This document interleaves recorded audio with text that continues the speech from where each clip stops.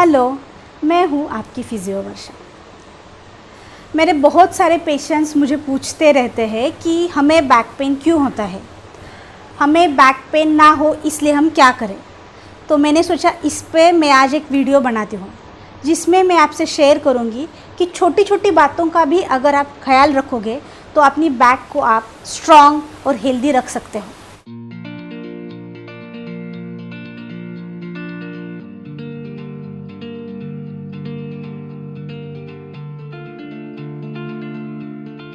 तो मैं आज आपसे शेयर करने वाली हूँ प्रॉपर और करेक्ट लिफ्टिंग या फिर बेंडिंग टेक्निक्स, जिससे आपकी बैक पे प्रेशर ना आए, जिससे आपके बैक मसल्स वीक ना हो, उनमें फटीग ना आए और आपको बैक पेन ना हो। तो चलिए स्टार्ट करते हैं प्रॉपर लिफ्टिंग और बेंडिंग टेक्निक्स। तो मेन वीडियो स्टार्ट करने से पहले मैं आपको बताती हूँ कि हमारे बैक में 5 वर्टेब्राज रहते हैं, जिनका बेसिकली काम क्या रहता है कि हमारे upper half of the body को सपोर्ट करना, उसका वेट ले लेना। जो हम खड़े रहते हैं, हम सो जाते हैं, हम बेंड करते हैं, हर एक्टिविटीज़ में वो कंप्लीट उसका वेट वो 5 वर्टेब्रास पे रहता है। और अगर हम नीचे झुक रहे, उठ रहे, डांस कर रहे, जंप कर रहे, सीढ़ियाँ चढ़ रहे, उतर रहे, एवरी एक्टिविटी मतलब स्टैटिक एक्टिविटी में भी और डायनामिक एक्टिविटी में भी हर टाइम अपने upper half of the body का वेट वो 5 वर्टेब्रास पे रहता है। इसलिए वो ज़्यादा बड़े रहते हैं और उनके बीच में जो डिस्क है वो भी कंपैरेटिवली टू अदर वर्टेब्रास बड़ी रहती है। नॉर्मली हम बैक में से कौन सी मूवमेंट करते हैं? एक तो नीचे झुकते हैं, ऊपर आते हैं, ये साइड डेविएशन करते हैं, ऑपोजिट साइड डेविएशन करते हैं और रोटेशन करते हैं। और इन तीनों का कॉम्बिनेशन भी हम करते हैं, जैसे कि पीछे भी कर रहे, डेविएट भी कर रहे और रोटेट भी कर रहे, नीचे भी जा रहे, डेविएट भी कर रहे और रोटेट भी कर रहे। जैसे कि आपके लेफ्ट लेग के पीछे कुछ गिरा है और आपको उठाना है, तो आप क्या करोगे? नीचे भी बेंड हो जाओगे, रोटेट भी करोगे और डेविएट भी करोगे। तो ये कॉम्बिनेशंस मूवमेंट हम जब करते हैं तो हमारे वर्टेब्रास पे ज़्यादा लोड आता है। और अगर कुछ उठा रहे हैं और उठाते वक्त अगर हम ये कॉम्बिनेशन मूवमेंट कर रहे हैं तो इमेजिन कीजिए आपकी बैक की हालत क्या होगी। तो मैं आज वही ट्राई करने वाली हूँ और आपसे शेयर करूँगी कि थोड़ा सिंपल भी आप थोड़ा ख्याल रखेंगे कुछ भी उठाते वक्त नीचे, उसका कितना बड़ा इम्पैक्ट आपके बैक पे हो जाएगा। तो मैंने आपसे जैसे बोला ये 5 वर्टेब्रास रहते हैं, वो बड़े रहते हैं, उसकी डिस्क भी बड़ी रहती है और ज़्यादातर मूवमेंट आगे की तरफ रहते हैं। इसलिए पीछे के जो स्ट्रक्चर्स है, पीछे के जो मसल्स है, अगर वो स्ट्रॉन्ग है, अगर वो एफिशिएंट है तो आपके स्पाइन को वो अच्छे से पीछे खींचते हैं और आपको कोई भी तकलीफ नहीं होती। लेकिन अगर ये पीछे का स्ट्रक्चर वीक हो गया है और ज़्यादा आप आगे मूवमेंट कर रहे हो और पीछे से कोई खींचने वाला, सपोर्ट करने वाला ही नहीं है, तो आपकी बैक धीरे धीरे डीजनरेट होने लगती है, धीरे धीरे वीक होने लगती है। और आपको थोड़ा भी काम करो, आपको लगेगा कि मुझे आज मैंने थोड़ा काम किया और मुझे बैक पेन होने लगा। क्यों होने लगा? क्योंकि पीछे का स्ट्रक्चर आपका वीक है। आगे आप कर रहे हो लेकिन पीछे उसको सपोर्ट करने वाला कोई है ही नहीं।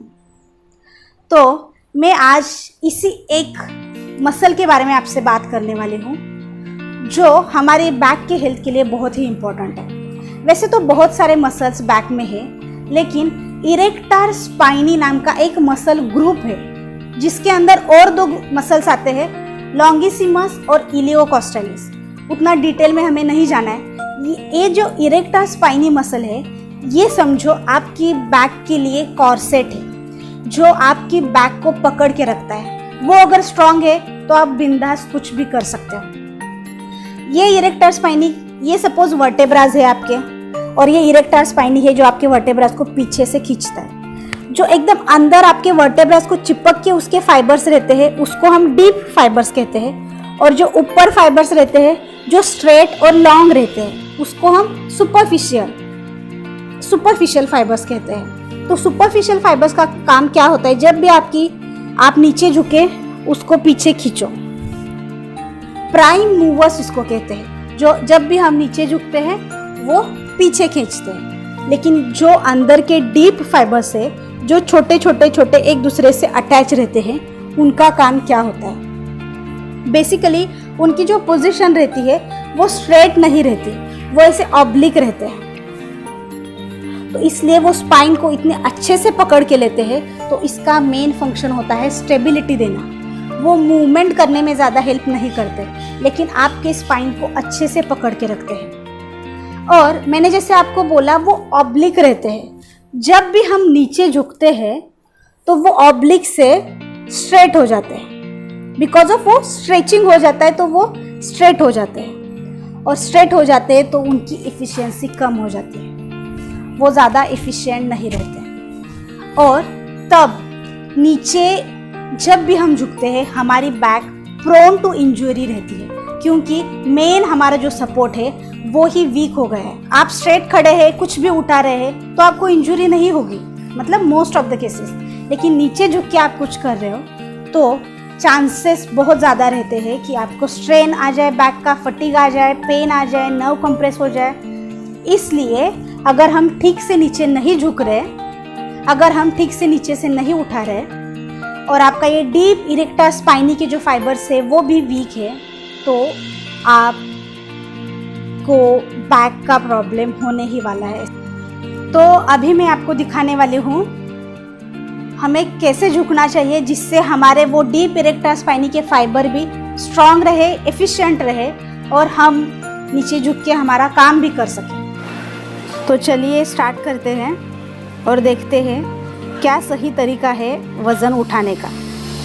तो कभी भी वज़न उठाने से पहले अपने पैरों को चिपक के आपको खड़ा नहीं रहना है। थोड़ा पैर में गैप लीजिए, जिसको हम बोलते हैं वाइड बेस ऑफ सपोर्ट, जो यूजुअली आपके शोल्डर के लेवल का होना चाहिए। ओके, फिर आप वेट के पास जाइए।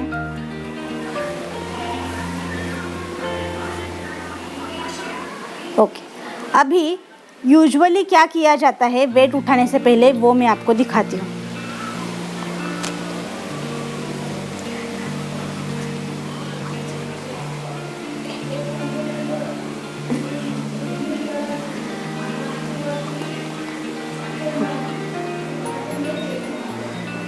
इसको स्टूप पोस्चर कहते हैं, जो रॉन्ग है। तो क्या करना चाहिए हमें?